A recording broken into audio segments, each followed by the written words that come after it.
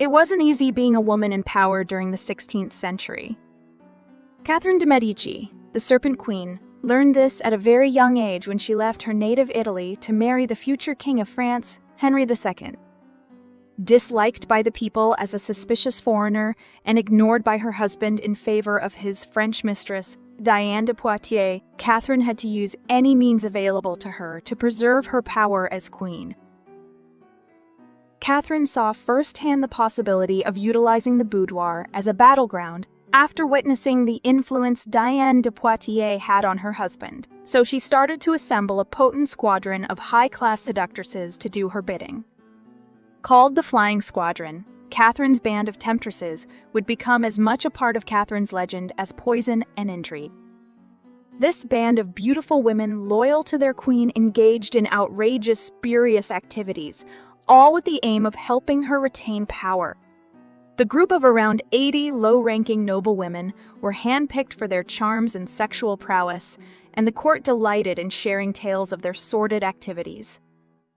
The name Flying Squadron has its roots in dance when Catherine introduced ballet to the French court and her own ladies gave the first performance and danced as though they were flying. The military connotations of the term squadron were particularly apt for Catherine's court, as she employed her ladies as her soldiers to fight her battles. Women during this period had to use the few means available to them to wield power, and the squadron found that many powerful men were defenseless against beautiful women. As a young queen, Catherine had no power, but when her husband, Henry II, died from a jousting accident and his sons, a series of 1, 2, and 3 of them, ascended the throne, she was clever enough and shrewd enough to find her way to a position of unprecedented power as the Queen Regent.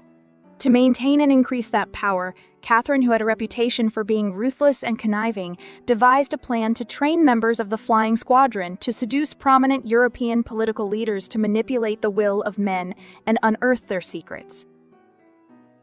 When her first son, Francis, took the throne upon Henry II's death, Catherine had to find a way to attain the position as Queen Regent in competition with King Antoine of Navarre, following tradition that only a male may serve as regent for a young monarch. Clever Catherine commanded one of her ladies of her flying squadron, Louise de la Barodière, to seduce and manipulate Antoine into handing over the regency to Catherine. She needed Antoine to relinquish his traditional claim to power willingly, for if she had seized power through unjust and wily means, nothing else she did would be seen as legitimate. Even though many of the ladies from the Flying Squadron's identities have been lost to history, some of them can still claim their fame.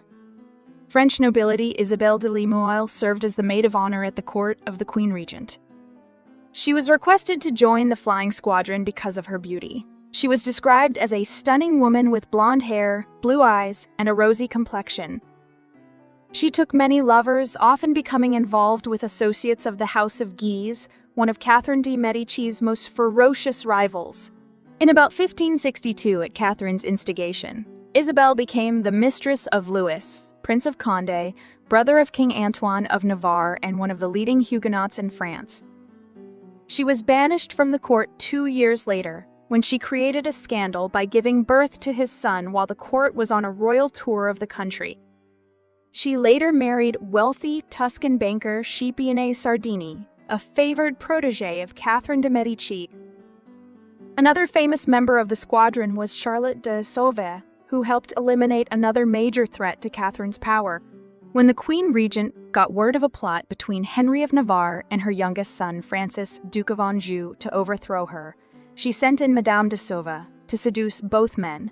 Catherine's daughter bitterly recalled how well her mother's plan worked. Madame de Sauve treated Henry of Navarre and her brother Francis in such a way that they became extremely jealous of each other, to such a point that they forgot their ambitions, their duties and their plans, and thought of nothing but chasing after this woman.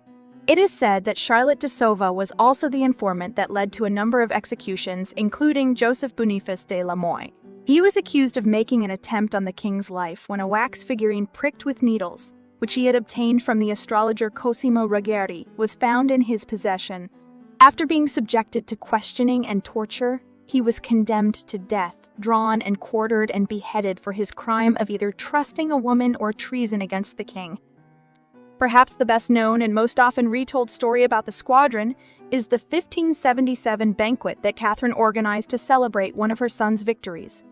The queen was known for her elaborate feasts, and during this particular one, it is said that her ladies of the Flying Squadron served guests food while, get this, going completely topless. Thus, the plot against the throne was foiled without a single drop of blood being shed, leading one satirist to exclaim, "Catherine, you are fortunate to have a stable of, well, I can't say the word because of YouTube's algorithm, but you get the idea."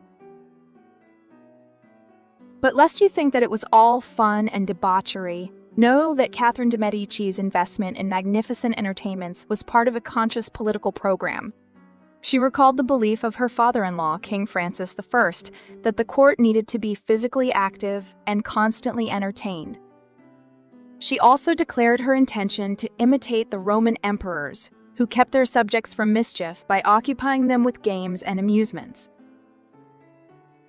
She therefore adopted a policy of distracting her nobles from fighting among themselves by laying on irresistible entertainments and placing her ladies of the Flying Squadron in their beds. She and her ladies were so notorious that the Protestant Huguenot Jeanne d'Albret, Queen of Navarre, wrote from the court to warn her son Henry that Catherine presided over a vicious and corrupt atmosphere in which, of all things, the women made the sexual advances and not the men. You might wonder at this point why the women of Catherine's Flying Squadron would be willing to perform the tasks that were required of them. There could be a number of reasons. Perhaps they did it for the wealth and any extra favors they would receive from their queen, or to increase their own political influence and that of family members. Or perhaps they were afraid to refuse their queen out of fear of retribution. Or perhaps they just did what needed to be done out of a sense of public duty to the crown. Something akin to patriotism, but there is another possibility. As I said earlier, women during this period in history had to use the few means available to them to gain any sense of empowerment. What could be more exciting than participating in court intrigue and getting the upper hand on the men who held all the power? There has been a movement in modern history to discount the experience and abilities of the Serpent Queen's troupe of female spies. But I wonder if this is just another aspect of trying to minimize the power of women in history. Why wouldn't Catherine make full use of female spies? After all, we know that male rulers had their compendium of spies, and we know that Catherine de Medici was one highly intelligent, shrewd woman, so why wouldn't she use the tools of seduction in her personal arsenal to stay in power?